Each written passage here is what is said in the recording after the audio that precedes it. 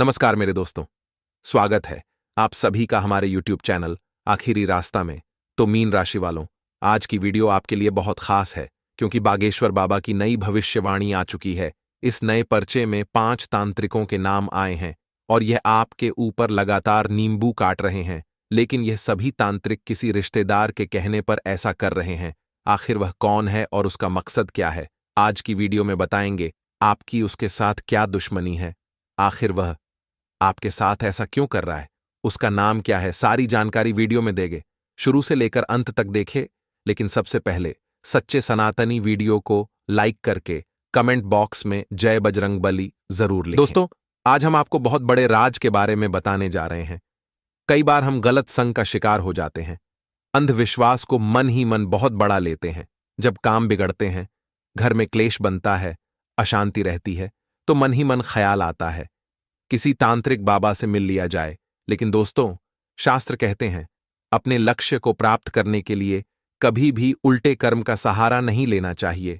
इसी वजह से हम आपको यही सलाह देंगे, जिंदगी में कभी भी अंधविश्वास में ना हो और हमेशा आपने सही कर्मों पर विश्वास रखे कि आज अगर आप कोई अच्छा कर्म करेंगे तो उसका कल बहुत अच्छा परिणाम आपको प्राप्त होगा। लेकिन अगर आप इन तांत्रिक बाबाओं के चक्कर में फंस जाएंगे तो जिंदगी भर पछताते और रोते रह जाएंगे। लेकिन दोस्तों, बात अभी खत्म नहीं हुई है। चाहे हमारी वीडियो देखकर आपको ज्ञान की प्राप्ति हो गई हो, चाहे आपको उचित मार्गदर्शन मिल गया हो, आपके बात समझ में आ गई हो, लेकिन दोस्तों, यह बहुत ज्यादा जरूरी है कि हम उन लोगों से बचे जो अपने कार्यों को सिद्ध करने के लिए तंत्र क्रियाओं का इस्तेमाल करते हैं या हमें बर्बाद करने के लिए तांत्रिकों का सहारा लेते हैं। तो वह जो बुरा इंसान है, जो ढोंगी बाबा है, उसका नाम पर्चे में आ चुका है, जो पैसे लेकर दूसरों की जिंदगी खराब करने के लिए तैयार रहता है। इस तरीके के बुरे तांत्रिकों की पहचान करना आपको बहुत आवश्यक है। और आश्चर्य की बात, हम आपको बताएं कि ऐसे तांत्रिक हमेशा छुपे रहते हैं। ये खुलकर समाज में कभी सामने नहीं आती है और छुपकर लोगों की नजरों से बचकर तांत्रिक क्रियाओं को अंजाम देते हैं और कई लोगों की जिंदगी बर्बाद कर दी है। जी हां मित्रों, इन तांत्रिकों में इतनी शक्ति होती है कि किसी हंसते खेलते परिवार को बर्बाद कर सकते हैं। मृत्यु का एक ऐसा सिलसिला तक शुरू कर सकते हैं कि परिवार में सभी समझदार बड़े बुजुर्ग लोगों की एक तरफ से एक एक करके मृत्यु होती चली जाती है और परिवार में कोई नाम लेने वाला भी नहीं बचता है। जी हां मित्रों, यह बहुत ही भयानक स्थिति होती है। मैंने अपने जीवन काल में साक्षात ऐसी तांत्रिक क्रियाओं को होते देखा है और इनके दुष्परिणामों को भी देखा है। हंसते खेलते परिवार बर्बाद हो जाते हैं। मित्रों, कहने का मतलब यह है कि यदि आप समझ जाएं कि आपके आसपास कहीं कोई ऐसा छुपा हुआ गुप्त तांत्रिक रहता है, तो आपको बहुत बड़ी मदद मिलेगी उस तांत्रिक से बचने में। फिर हम आपको बताएंगे कि उस तांत्रिक से आपको कैसे बचना है, क्योंकि इस प्रकार के लोगों से आपकी न तो दोस्ती अच्छी है और न ही दुश्मनी अच्छी है। इस तरीके के तांत्रिकों से आपको बचना बेहद आवश्यक है, क्योंकि अगर इन्होंने मजाक में भी आपसे कोई ऐसी बात बोल दी जो ठीक नहीं है, वह भी सत्य होने के पूरी संभावना रहती है।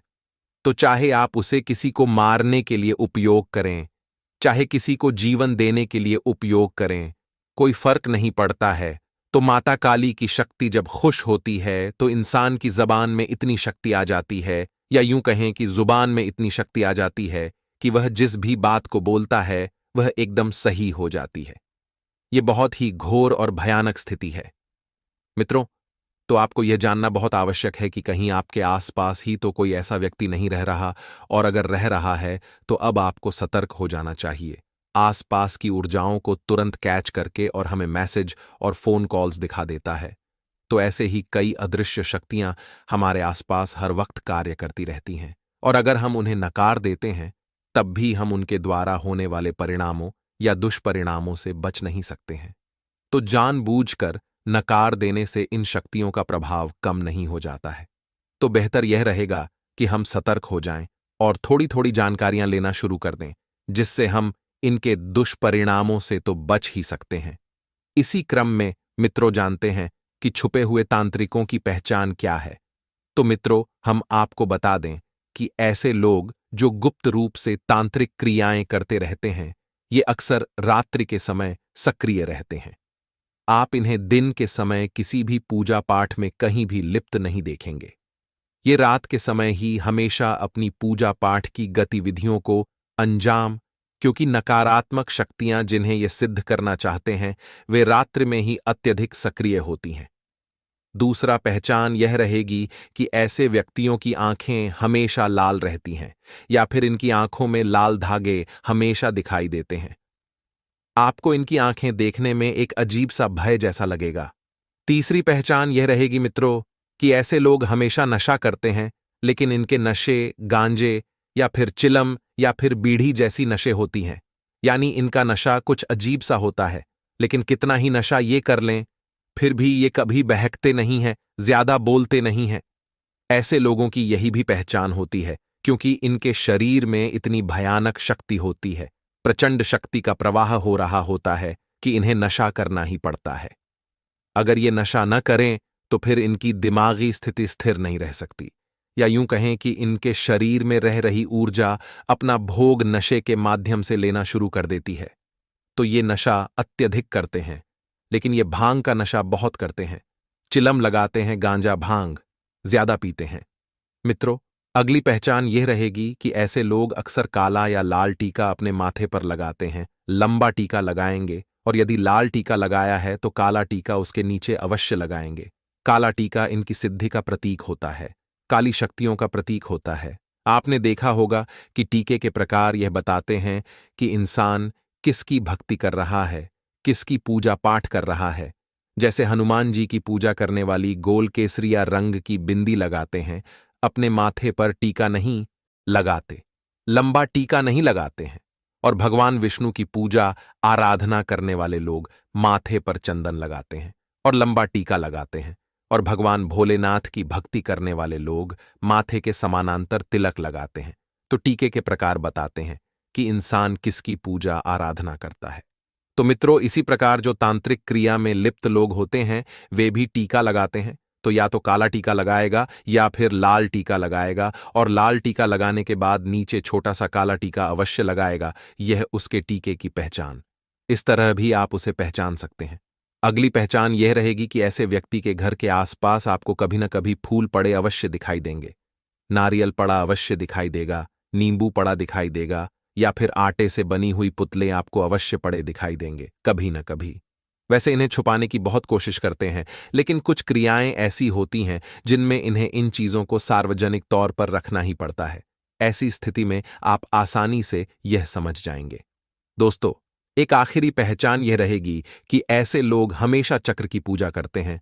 तो आप देखेंगे कि इनके घर में जब ये पूजा पाठ कर रहे होंगे उस वक्त इनके घर में हवन कुंड के आसपास कहीं चक्र अवश्य बना होगा। ऐसे लोग चक्रों की पूजा करते हैं, किसी मूर्ति की या फिर किसी फोटो वगैरह की पूजा नहीं करते हैं। ऐसे लोग चक्रों के माध्यम से कई सिद्धियां प्राप्त करना चाहते हैं, और ऐसे लोग किसी देवी या देवता को सिद्ध नहीं करना चाहते। ऐसे लोग तमाम अन्य सिद्धियां प्राप्त करना चाहते हैं, जैसे कि यक्षिणी, अप्सरा, वीर, साधना, गंधर्व, किन्नर, नायक, डाकिनी, शाकिनी।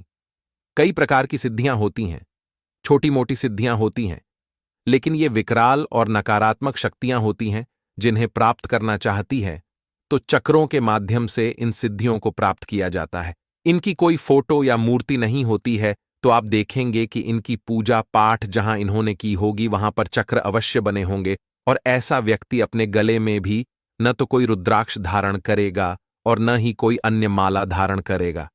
अगर वह धारण करेगा भी तो कोई न कोई चक्र ही धारण करेगा। इस चक्र को हम यंत्र भी कहते हैं। जी हां मित्रों, यह यंत्र या चक्र एक ही होता है। दोस्तों, अब बात करेंगे कि यदि आपको आपके आसपास कोई इस प्रकार का तांत्रिक रह रहा है जो छुपकर तांत्रिक क्रियाएं करता रहता है तो आपको क्या करना है। तो मित्रों, जितना हो सके आप उससे कम से कम बात करें, ना तो उसके नजदीक जाएं ना उसके नजदीक बैठे। अवश्य किसी प्रकार की बात करें, अपनी निजी बातों को भी उसे बिल्कुल ना बताएं। जितना हो सके उससे दूरी बनाकर रखें। ऐसे लोग बेहद खतरनाक होते हैं। इन लोगों की ना तो दोस्ती अच्छी होती है और ना ही दुश्मनी अच्छी होती है। कभी कभी ऐसा होता है कि हमारे जीवन में कुछ परेशानियां चल रही हैं और हमें ऐसा लगता है कि किसी ने हमारे ऊपर किसी प्रकार की क्रिया करवा दी है, तांत्रिक क्रिया करवा दी है, और हम उनसे मुक्ति प्राप्त करने के लिए किसी अन्य तांत्रिक के पास चले जाते हैं, इसी ओझा या झाड़ फूंक करने वाले के पास चले जाते हैं।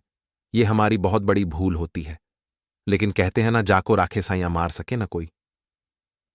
अगर हम प्रभु से जुड़े हुए हैं, अगर हम भगवान से जुड़े हुए हैं, हम अध्यात्म से जुड़े हुए हैं, अगर आप एक धार्मिक व्यक्ति हैं, रोजाना मंदिर जाते हैं, भगवान की नित्य पूजा अर्चना करते हैं, तो सीधी सी बात है, अगर आपने थोड़ा भी समय भगवान के लिए निकाला है, तो जब आपको जरूरत पड़ेगी तो भगवान भी आपके लिए समय निकालेंगे। और जब भी ये लोग आपके खिलाफ स्टेडियम रचते हैं, तो भगवान का रक्षाकवच आपके काम आता है और वह आपका बाल भी बांका नहीं कर पाते।